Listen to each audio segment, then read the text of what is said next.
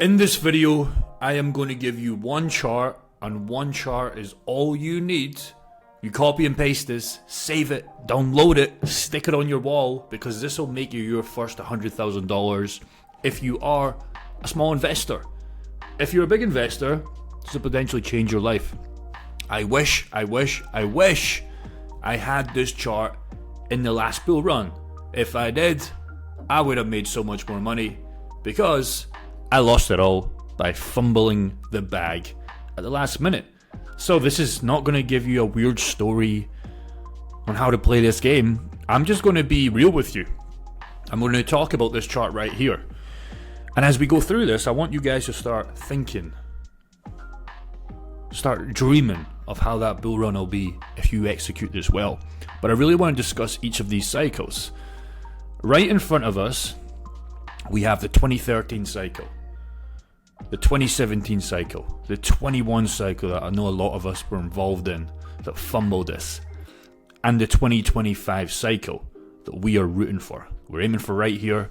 We're not going to talk about numbers because we don't know numbers. And if some guy's telling you numbers, it's not true. So what happened was, and don't you think this is funny how this, everybody that says cryptocurrency, it doesn't repeat it, blah, blah, blah, blah. It repeats. It literally repeats. And it's impossible if you just follow this video and look at the chart to not know what's going to happen. Now, the beautiful thing about this cycle is different. But this cycle is different for a good way, because you have this 3-letter, technically 4-letter word if you want to plural this, and it's the ETFs. And what this is going to do, along with bigger institutional investors, is this 2025 run could be sent off the charts. Instead of just aiming here, you could be looking here. Again, there's no number that correlates to this. Of course, what we have as a disadvantage in this bull run is the market caps are a lot higher, right? If we expect a Bitcoin price of 115 to 120k, hearsay, it takes way more money to move that. There's not enough people in the world to be able to push the prices up like exponentially.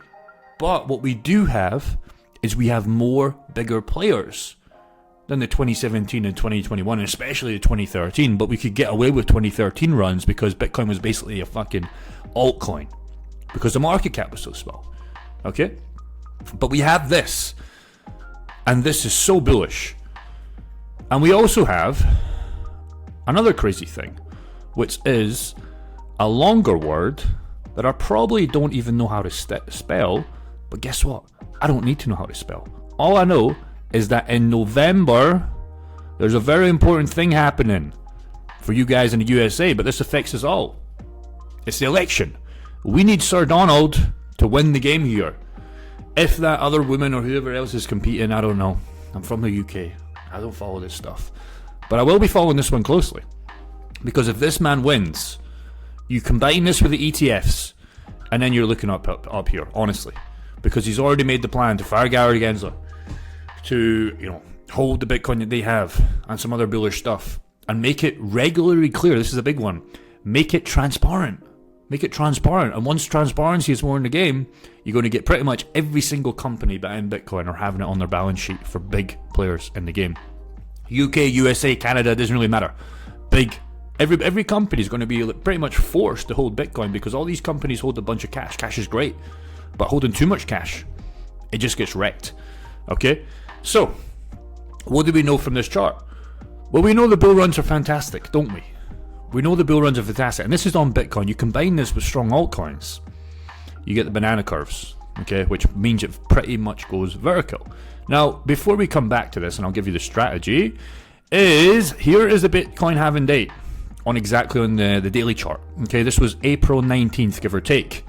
What we do know is once we get in this sector, okay, the second bull, now remember the bear run, or the bear market, after the peak bull run, right? So this will be 26, 27, 28, and hopefully 29. But the good news is we can foolproof this, right? If stuff changes by 6 months or 1 year, we just add or take away one, right? It's that simple. So 21, what happened?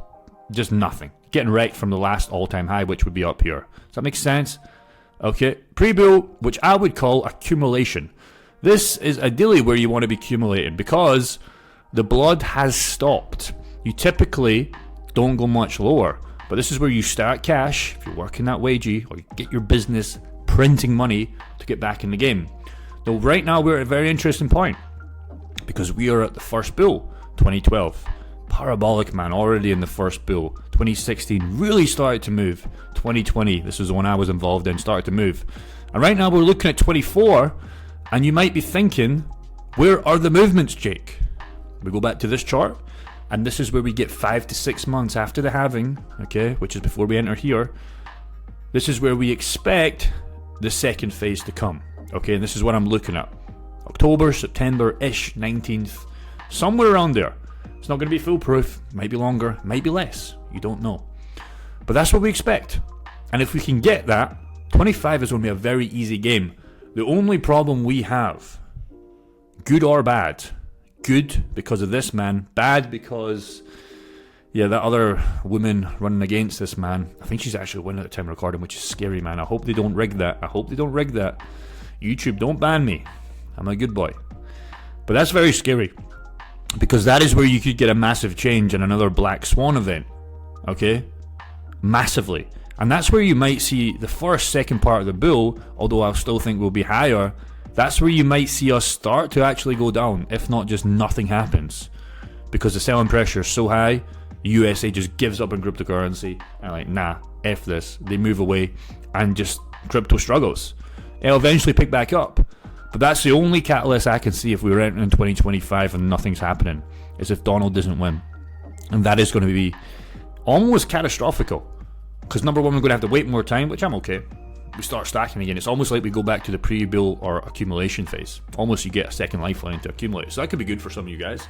I know it's not good psychologically because we're waiting, but it could be good for the long term because it gives us more time. But if he wins in November, you talk about September, October, pretty much the next month. I don't know what date it is, but that's where you could get banana curves in 25. Okay, so there's 2/3 possible scenarios. Number one, we play the game, we know how it goes. Number two is he loses, and it's a struggle. It really is a struggle. Or number three is what we all want is banana curves. So I would say November is really crucial, because if Donald wins, I'm promising you, man, you might see Bitcoin 100k touching 100, 90, 80. You're definitely going to see, I think, above 75, 80 November time if Donald wins. You're not going to get much cheap coins, especially altcoins, because that money's going to flow. So again, we talk about this will make you 100k in crypto. Where are we? Where are we right now? That is all you need to know. And if you can look at 25, September, October-ish again, the peak, I'll give you another chart that I like to talk about. I'm not here to talk about peaks on this channel. I'm here to talk about BTC, but USD dominance. Okay, so what's happening right now? USD dominance starting to come down. Cryptocurrency's at 61k. Once we get to 4-ish levels, 4%, okay, we're at 5.4 right now, give or take. Once we get here, Bitcoin's going to be 90, 95k, roughly. Maybe. Point is, it's going to be higher. If USD dominance goes here, cryptocurrency is going to be 20k. It's going to be less. You get the point? Once we get here, crypto's pumping. Once we get here, which we should get, because every single time we've came down to 2.5%, give or take, we're really starting to sell here, about 3.5. We're really starting to sell.